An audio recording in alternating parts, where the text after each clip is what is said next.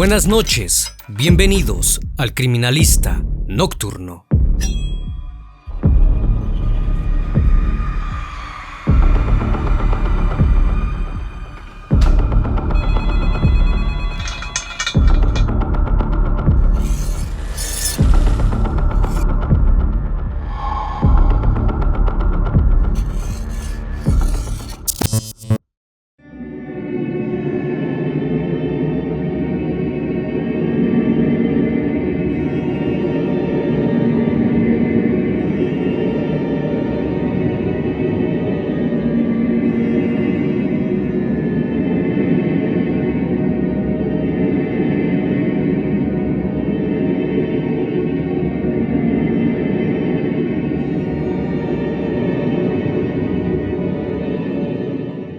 Minnesota, Estados Unidos.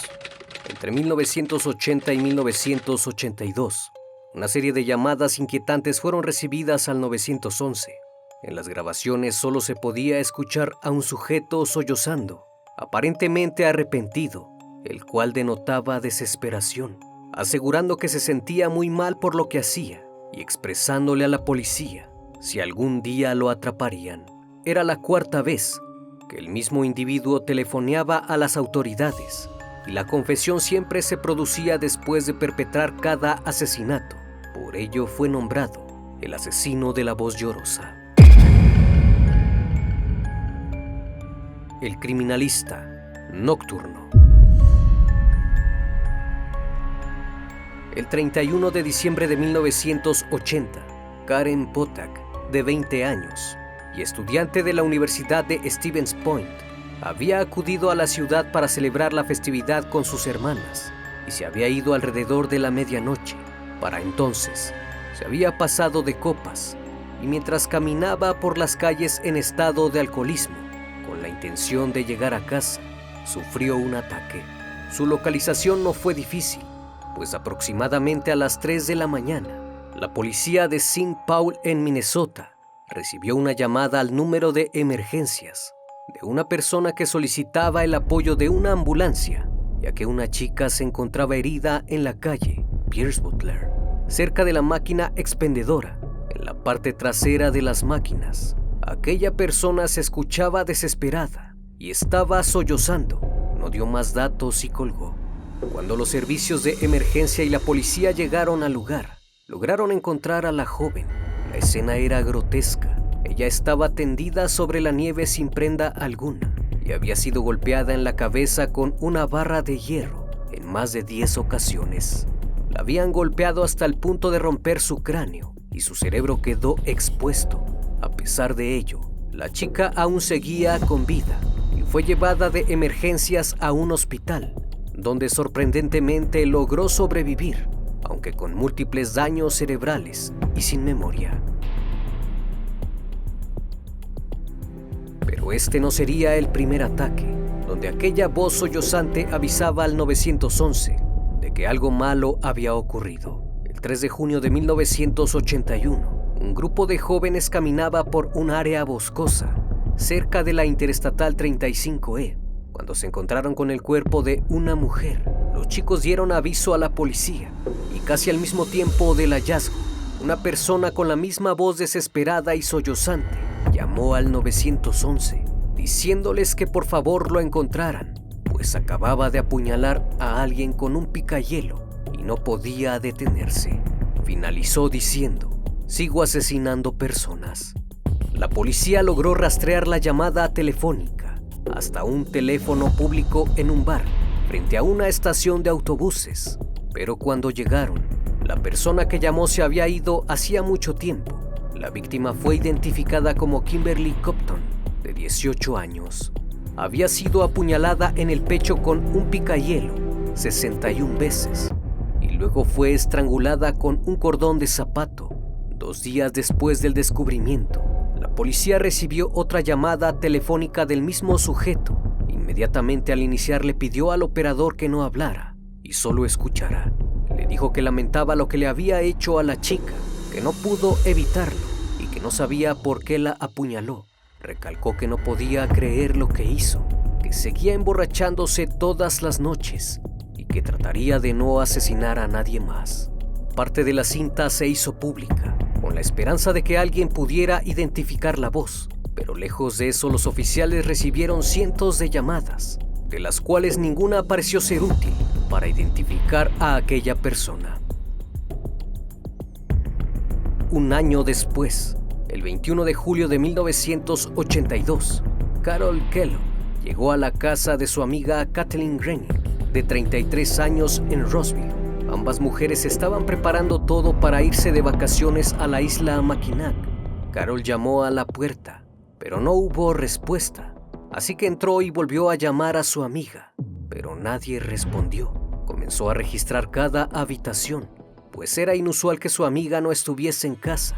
Cuando llegó al baño vio que la luz estaba encendida, así que se detuvo y abrió la puerta. Fue entonces que descubrió el cuerpo de Kathleen, en posición de cúbito dorsal o boca arriba en la bañera, con la cabeza bajo el grifo y con las rodillas flexionadas hacia el frente. Luego del hallazgo, Carol dio aviso a las autoridades y después de una revisión, su deceso fue dictaminado como accidental, aunque sus familiares no estuvieron de acuerdo con el dictamen y culparon al exesposo de la víctima. Nunca se presentaron cargos en su contra, puesto que en esos momentos él se encontraba en otro lugar. En esta ocasión el asesino no realizó ninguna llamada, por lo cual no se relacionó con los otros crímenes. El 6 de agosto de 1982, un repartidor de periódicos encontró un cuerpo en su ruta, a lo largo del río Mississippi y la calle 29. Aquella chica había sido apuñalada en varias ocasiones. Cuando la policía acudió al lugar, logró identificar a la mujer como Barbara Simmons, de 40 años, una enfermera que había desaparecido la noche anterior.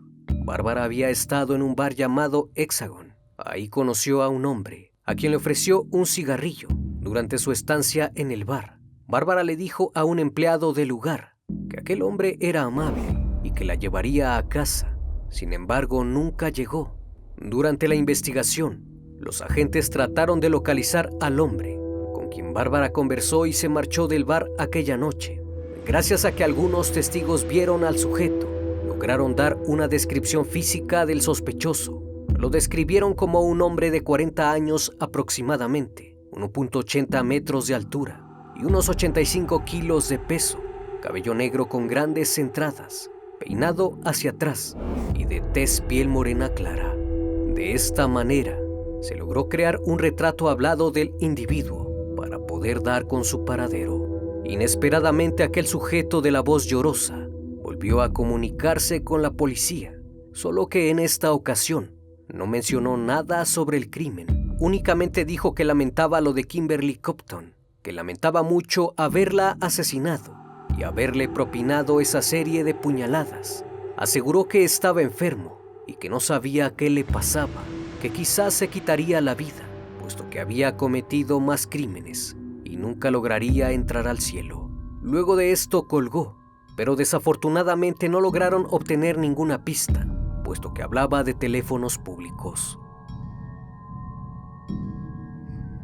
La policía comenzó su investigación con el culpable más obvio, el hombre con el que Simmons había salido del bar la noche anterior. Mientras la policía intentaba localizar al sospechoso, un nuevo suceso ocurrió. El 21 de agosto de 1982, Denise Williams, de 19 años, una dama de compañía de Minneapolis, estaba trabajando en su área habitual cuando un hombre desconocido se le acercó en busca de servicios. Luego de discutir el precio, Williams subió a su auto y se fueron. El encuentro duró muy poco y la chica pensó que quizás el hombre quería otro servicio, ya que encendió el automóvil y condujo hasta un callejón atravesando un área oscura. Fue entonces que se dio cuenta que corría peligro y tuvo la extraña sensación de que algo andaba mal. Así que comenzó a mirar a su alrededor, buscando algún objeto dentro del auto para defenderse, y se dio cuenta que había una botella de vidrio a sus pies, tal como lo imaginó. Aquel hombre se abalanzó sobre ella con un destornillador y la apuñaló un total de 15 veces. Mientras eso ocurría, Denise tomó la botella y golpeó al hombre en la cabeza, causándole cortes en la cara y en las manos, dejándolo malherido y sangrando profusamente. La mujer escapó del vehículo y una vez fuera se dispuso a correr. Los gritos de la chica llamaron la atención de un hombre que vivía cerca, quien acudió en su ayuda, lo que provocó que aquel sujeto huyera del lugar. Inmediatamente aquel lugareño llamó a una ambulancia y pudo dar una descripción del atacante. Mientras esto sucedía, el agresor había regresado a su departamento para tratar de parar el sangrado, pero cuando vio el daño que la botella le había hecho en la cabeza y la cara, decidió que su herida necesitaba atención médica. Así que llamó al departamento de bomberos de St. Paul para pedir ayuda. El operador del 911 notó que aquel hombre tenía un tono similar al asesino con la voz llorosa, así que rápidamente esto fue notificado a los oficiales, quienes por otra parte buscaban a un hombre con heridas en la cara en relación a la agresión que recién acababa de ocurrir. La policía fue enviada al apartamento de este hombre, donde luego de ser atendido, fue detenido por ser sospechoso en el intento de asesinato de Dennis Williams y Barbara Simmons, pues notaron que el retrato hablado coincidía con las características de este sujeto y la voz era inconfundible. Tenía muchas similitudes auditivas. Sin darse cuenta, aquella llamada sirvió como conexión para que las autoridades procedieran con su captura. El hombre fue identificado como Paul Michel Stefani, de 37 años, nacido en el estado de Minnesota, el 8 de septiembre de 1944. Fue uno de 10 hijos en el matrimonio de una familia fervientemente religiosa. Su padre falleció cuando tenía 3 años y su madre rehizo su vida con otro hombre, el cual era muy violento y agresivo contra los pequeños. Llegaba incluso a tirarlos por las escaleras. De todos los hermanos, él era quien recibía más castigo por parte de su padrastro. En 1960, luego de graduarse de la secundaria, tomó la decisión de mudarse a St. Paul, en Minneapolis, y buscar trabajo. Una vez ahí consiguió empleo como descargador de camiones, donde solo estuvo algunos meses. Posteriormente lo contrataron como empleado de envíos y finalmente como conserje en un hospital. En esos años no fue capaz de mantener un empleo, supuestamente porque dijo que sufría ataques repentinos de epilepsia. Ya de adulto contrajo matrimonio con Beverly Leader, con quien tuvo una hija. Sin embargo, el matrimonio no fue del todo bien, pues Paul empezó a ser abusivo y hostil con su esposa. Esta lo denunció y fue condenado por agresión. Beverly solicitó el divorcio y abandonó el hogar que compartía con su esposo. A eso se sumó el despido de la empresa donde ejercía de conserje. Después de 1977, Paul intentó conseguir otros empleos y salir con otras mujeres, lo cual no resultó como lo esperaba, pues nuevamente su comportamiento agresivo hizo que una de sus últimas novias huyera debido a que temía por su vida. A causa de esto, Paul se llenó de ira y comenzó a salir por las noches en busca de diversión. En uno de esos días, se topó con su primera víctima, Karen Potak. En un principio, Paul vio a la joven caminar sin chaqueta, así que se ofreció a llevarla a su destino. Pero una vez dentro, pensó en llevarla a tomar un café. Como ésta se negó a su invitación, comenzó a golpearla salvajemente con una barra de hierro que encontró en el lugar donde fue dejada. El sujeto aseguró que ese día simplemente su mente se quebró y a partir de ahí no pudo parar. Desafortunadamente, Karen se cruzó en su camino y vio en ella a la víctima perfecta para desahogar todos sus enojos y comenzar una serie de asesinatos. Afortunadamente, su última víctima, Dennis Williams, logró sobrevivir y esta fue capaz de reconocer a Paul como su agresor, por lo que fue acusado de intento de agresión en segundo grado y del asesinato de Barbara Simmons. Esto luego de que los testigos presenciales en el lugar lo identificaron como la persona que se llevó a Barbara aquella noche. El juicio contra Paul Michel Stefani fue celebrado en 1982. En él la fiscalía llamó a declarar a la hermana de Paul, que confirmó que la voz que se escuchaba en las grabaciones correspondía a la de su hermano. Pero aquello no bastaba para incriminarlo y relacionarlo con el resto de asesinatos.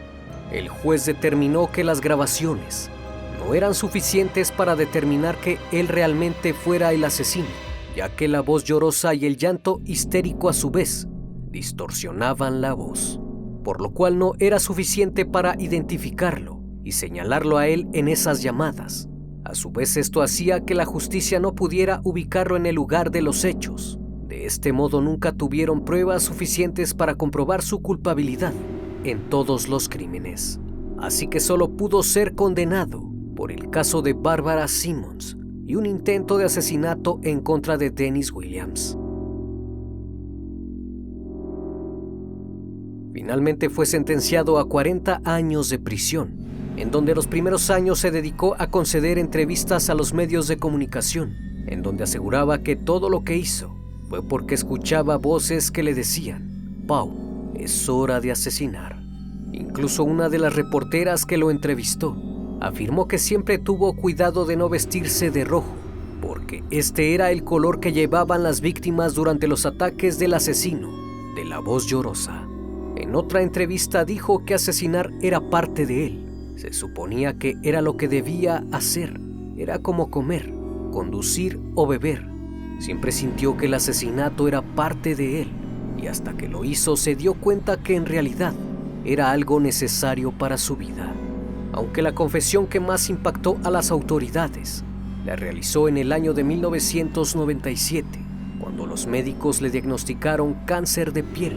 Cuando Paul se enteró de esto y de que solo le daban algunos años de vida, decidió acercarse con la policía y confesarles lo que realmente había hecho a cambio de una cosa: la fotografía de la lápida de su madre. Este acontecimiento sirvió para que Stephanie admitiera las agresiones a las cuales se le vinculaba y de los asesinatos de los que se sospechaba. Además, admitió haber asesinado a otra mujer. Sin embargo, no recordaba información de cómo identificar a su víctima.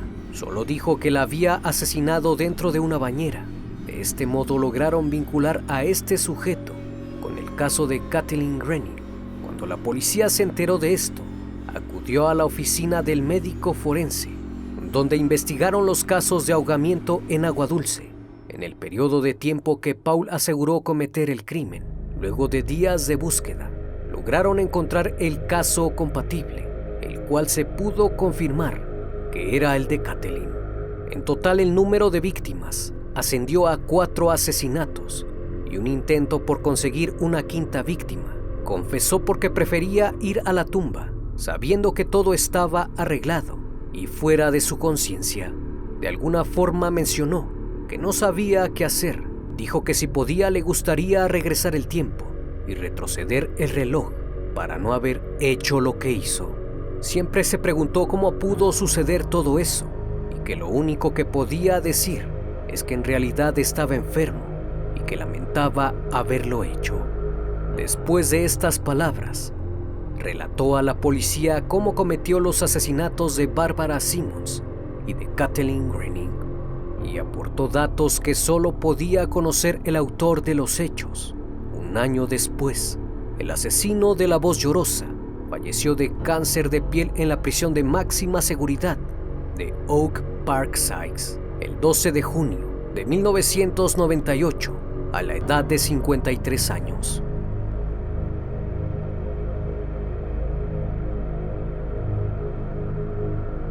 Cada noche, estimado público, agradezco su compañía. Si aún no estás suscrito, te invito a que lo hagas y formes parte de esta gran comunidad.